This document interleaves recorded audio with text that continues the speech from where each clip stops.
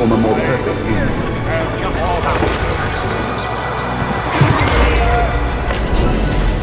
House divided. Where they can be emotionally efficient.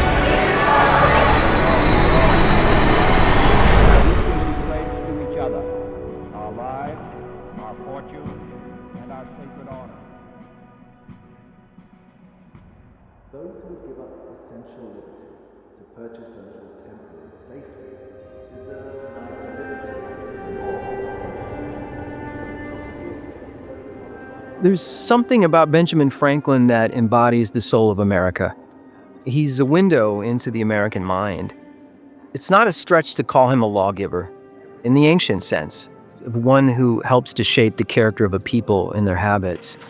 He preached a model of the self-made individual, and he lived that story himself.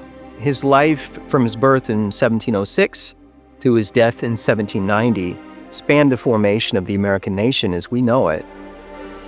His self-described rags to riches story begins in Puritan Boston.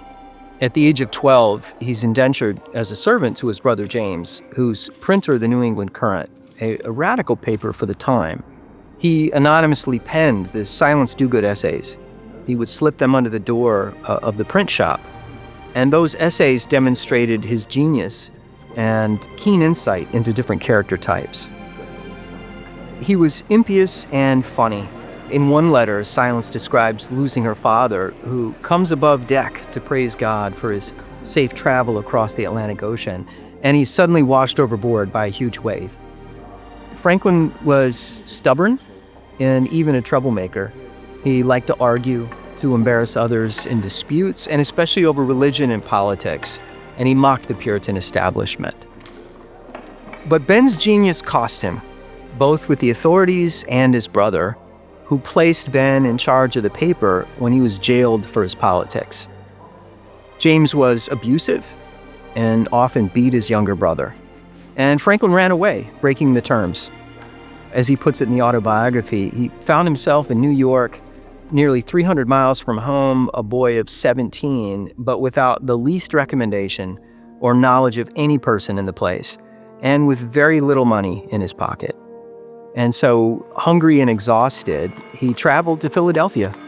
And there he buys 3 bread rolls, and he cuts an iconic figure. He's walking down Market Street, eating one of those bread rolls with another tucked under each arm.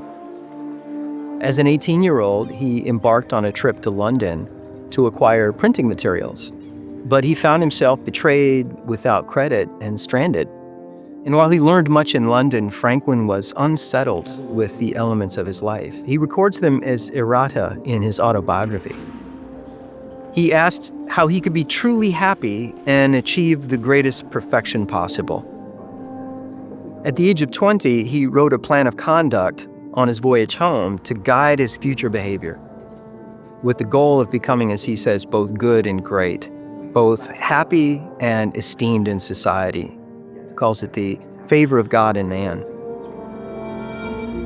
Ambition, he concluded, must be educated by a steady resolution to both industry and frugality. It required a material basis. And so rather than war against human nature, Franklin sought to cultivate it as one would a garden. And he gives the same example for Philadelphia, which he compares to a garden. After acquiring the Pennsylvania Gazette, one of only 2 papers in the city, he launched the successful Poor Richard's Almanac.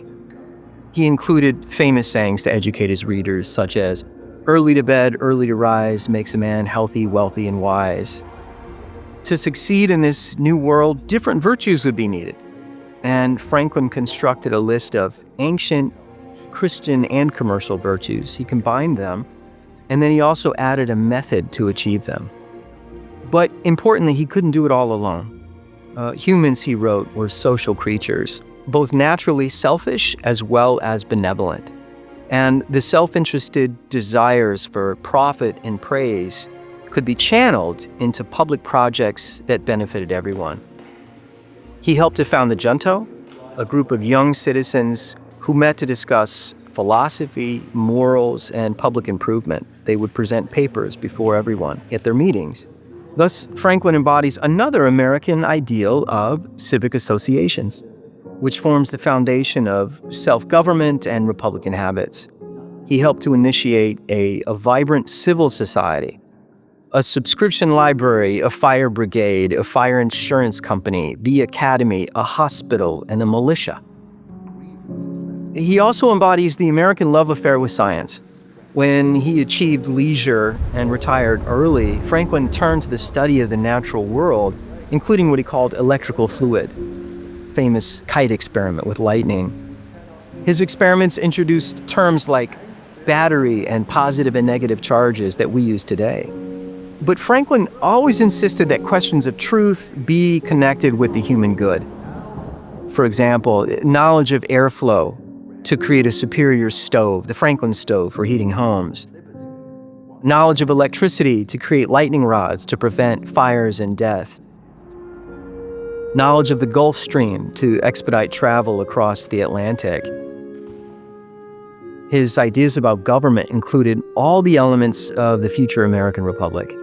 John Adams said that after reading Franklin's 1751 observations on the increase of mankind, he knew that separation from Britain was inevitable.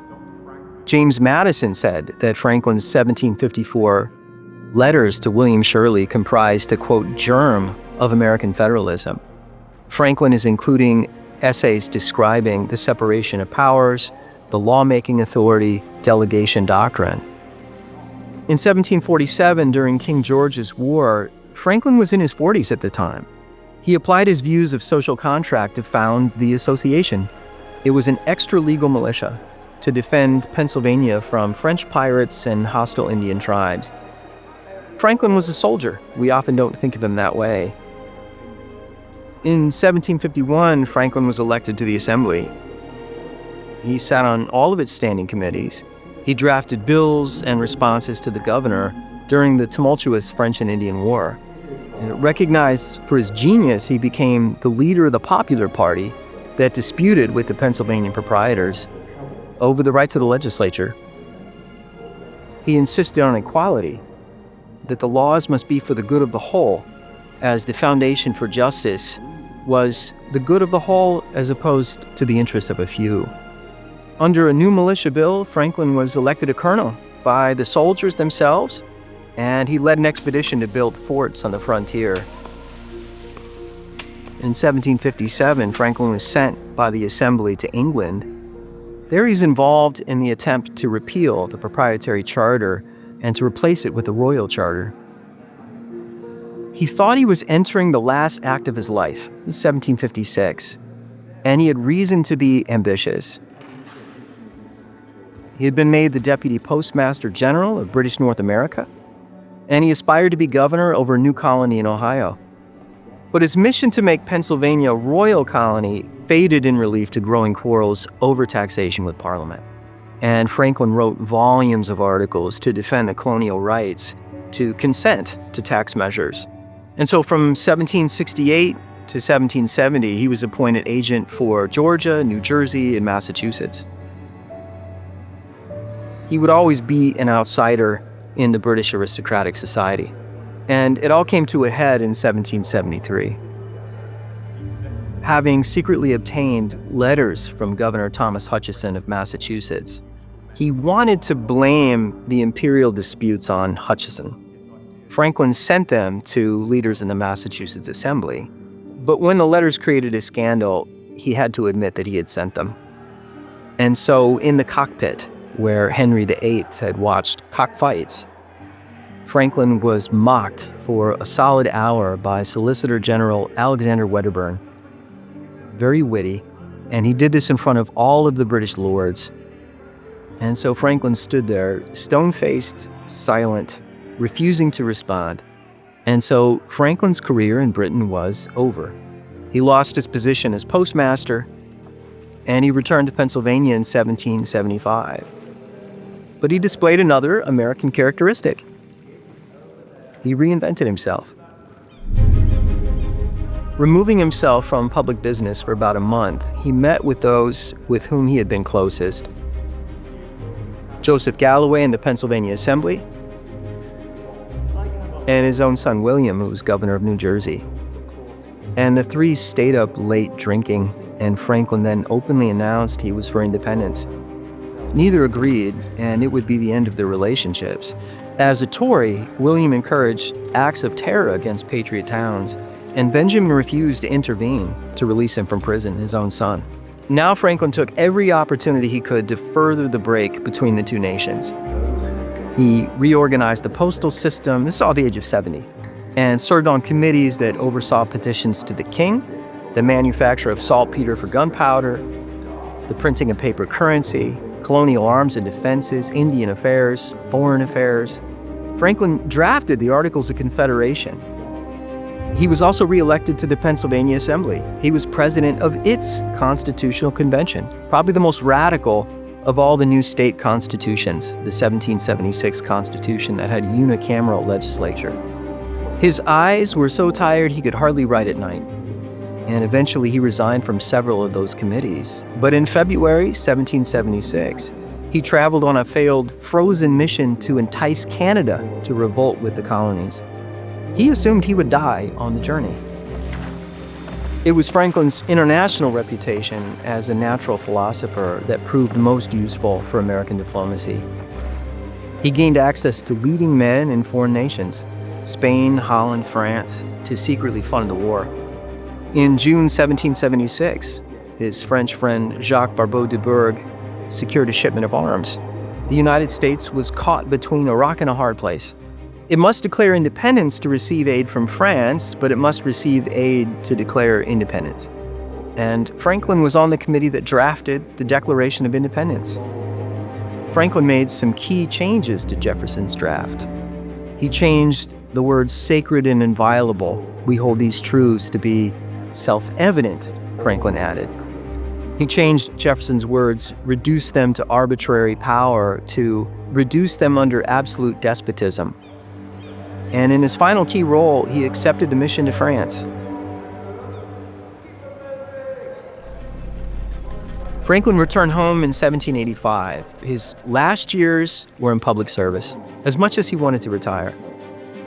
He was elected to 3 consecutive terms as governor and was a delegate to the 1787 Constitutional Convention. He endorsed the new Constitution not as a perfect document, but perhaps as the best that the founders were able.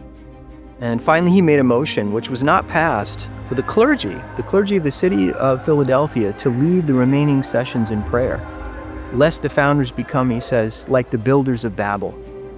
He said that during the Revolution, the same men had prayed for unity, but now they mistakenly thought they could found a nation without divine aid.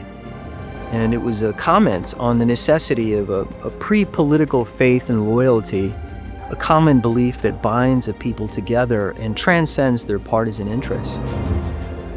Finally, Franklin agreed to be president of the Pennsylvania Society for Promoting the Abolition of Slavery. Its 1790 petition brought heated debate in Congress. For a man who had owned slaves and servants, it was a fitting end to a life that embodied Republican ideals of equality, liberty, and self-reliance. Franklin was a true genius, a self-made man, a fervent Republican, and a man instrumental to the founding of the nation he so dearly loved.